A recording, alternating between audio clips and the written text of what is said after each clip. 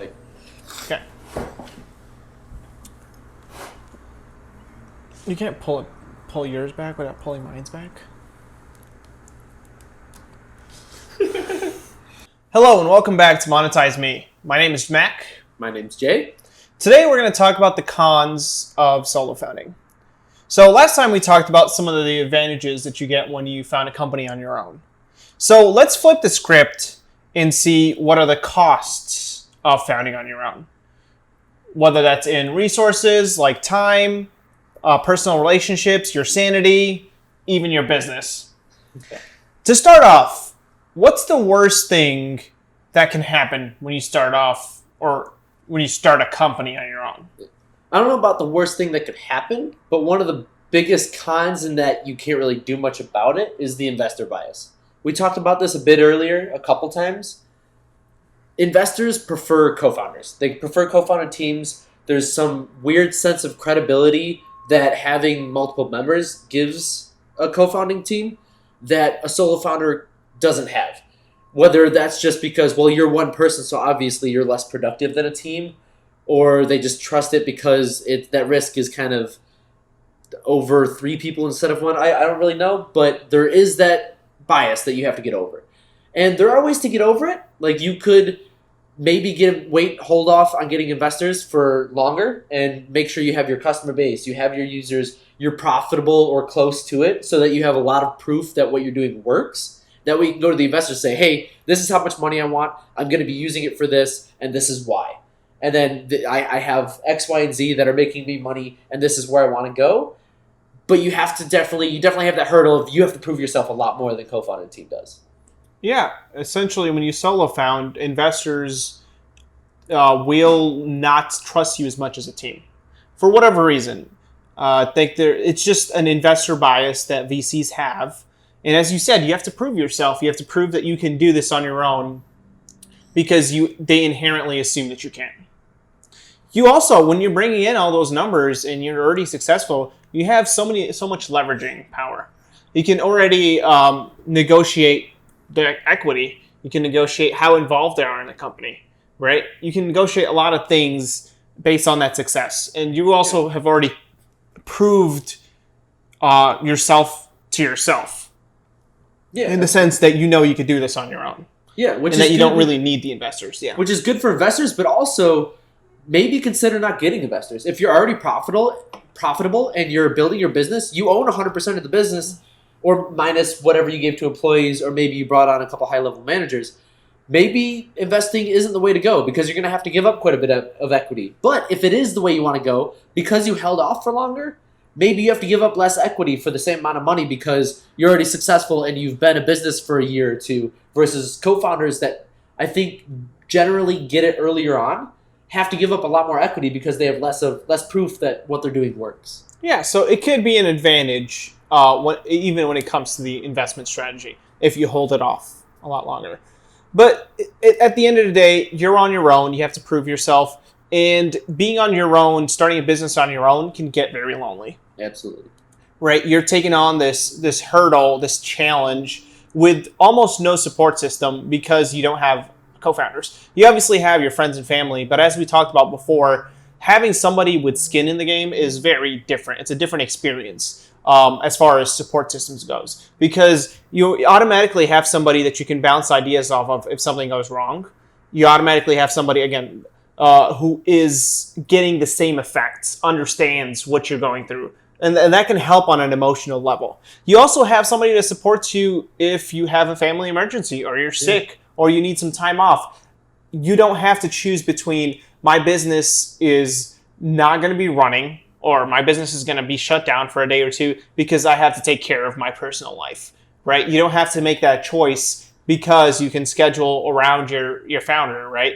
Or you can, if you have a family emergency, you can kind of drop the bucket and somebody else will be there to kind of pick up I wouldn't say pick up, but they'll keep the company going for a little bit until you come back. They can try and fill your role or at least lead the business while you're gone. And morale. So it's lonely, and when you're having slow days or your morale is low, you don't have those comrades, the camaraderie of the co-founders to pick it up. and help you get going again and spread the energy and keep you positive, that's all on you because you are the founder, you're the solo founder, and you need to find a way to bring up your morale, and you're in charge of the morale of all of your employees. Exactly, yeah. Employees will look up to you for direction, for vision, for morale. You are the kind of focus point. And potentially mentorship. All that. And potentially mentorship, right? So when you're solo founding, you have none of that support, right? So how do you mitigate it? You can get an advisor.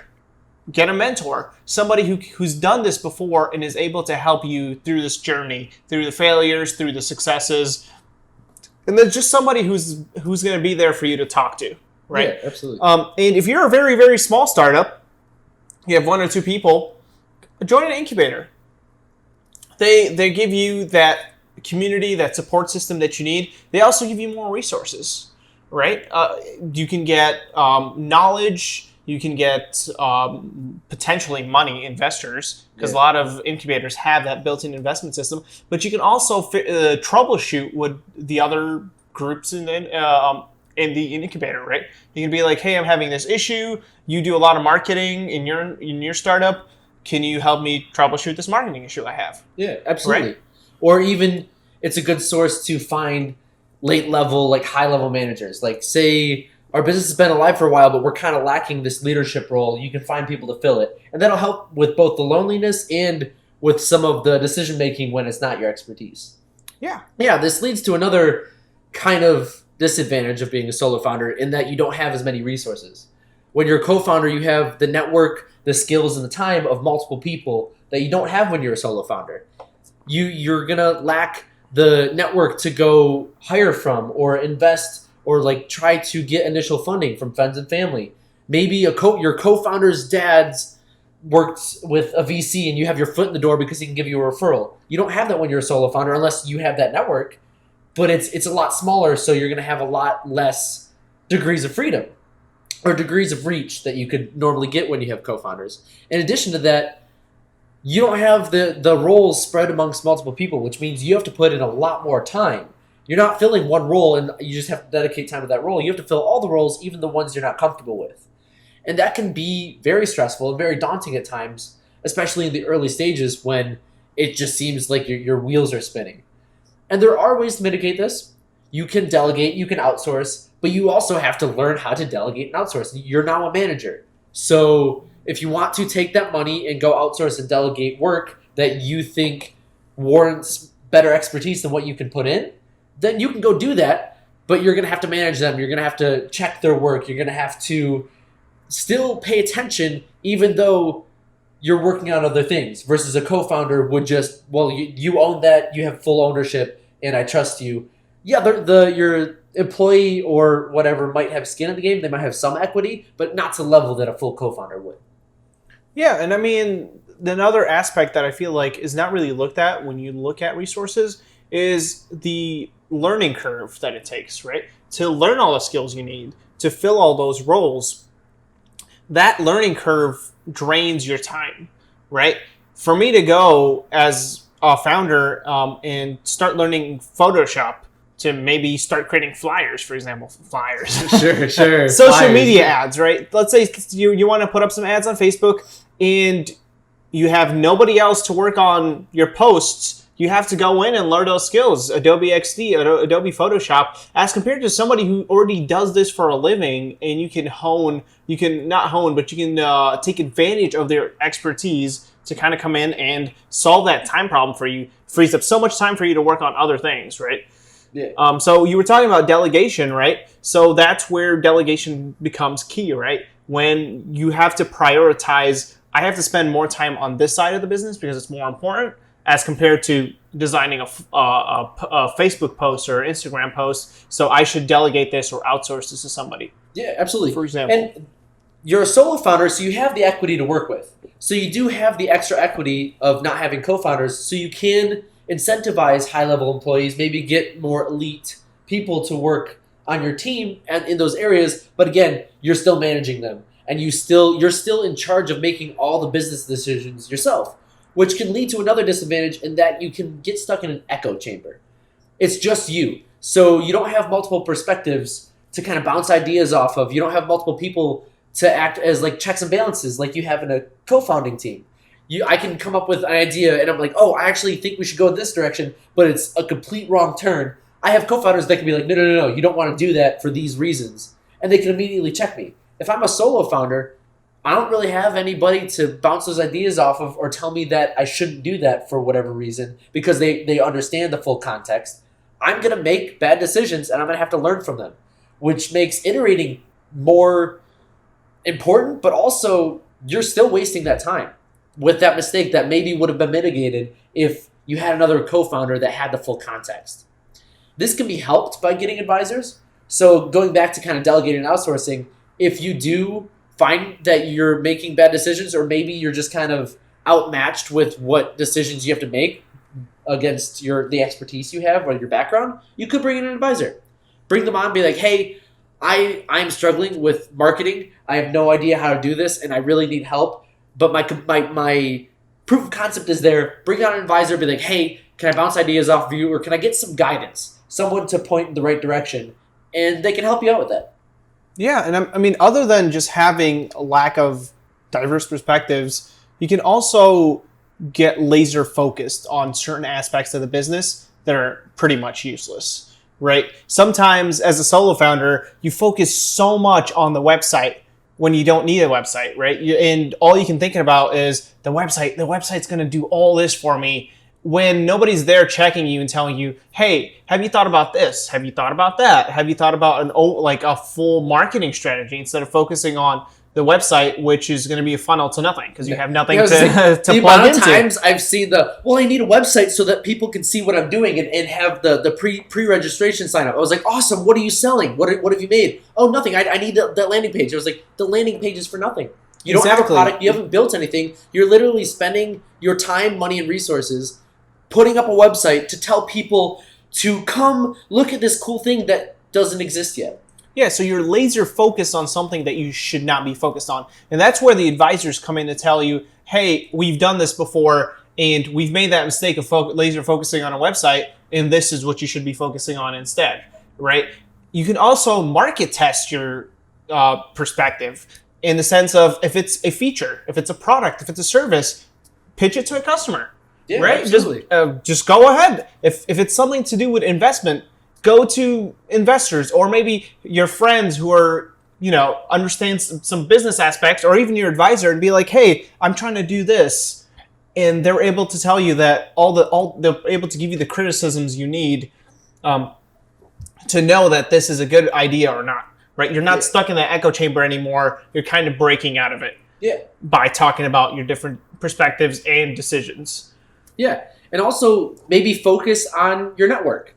Maybe if you had focused more on networking either yourself for your career or just your business in general, go out and try to meet these other people, whether those are other founders of other startups or people in similar situations or not similar situations. The more people you meet, the more contacts you make, the more people you can be like, hey, you said you were in this industry, right? Do you have any advice on this? Maybe they can point you to a resource. Maybe they can point you to an expert or an advisor or an investor that can help you out with that. So I think even something like less direct as like finding a delegating or outsourcing, you could just grow your network and you will have more people to contact. And it's more of an indirect approach to solving some of these problems. Yeah. And I mean, all these problems we talked about, they're not all the problems that you get with solo founding. It's not like we've covered every single problem out there. But we feel like these are like the major problems that you get with solo founding. And obviously, we talked about all these different ways you can mitigate this. Yeah, I was going to say, it's never make or break. Just like with co-founding, we went over the advantages and disadvantages. There's never going to be a make or break disadvantage that can vaguely be cast on every single startup. Maybe there is for you in that, oh, well, I'm doing it this specific way, so actually I should not solo found because of this make or break disadvantage.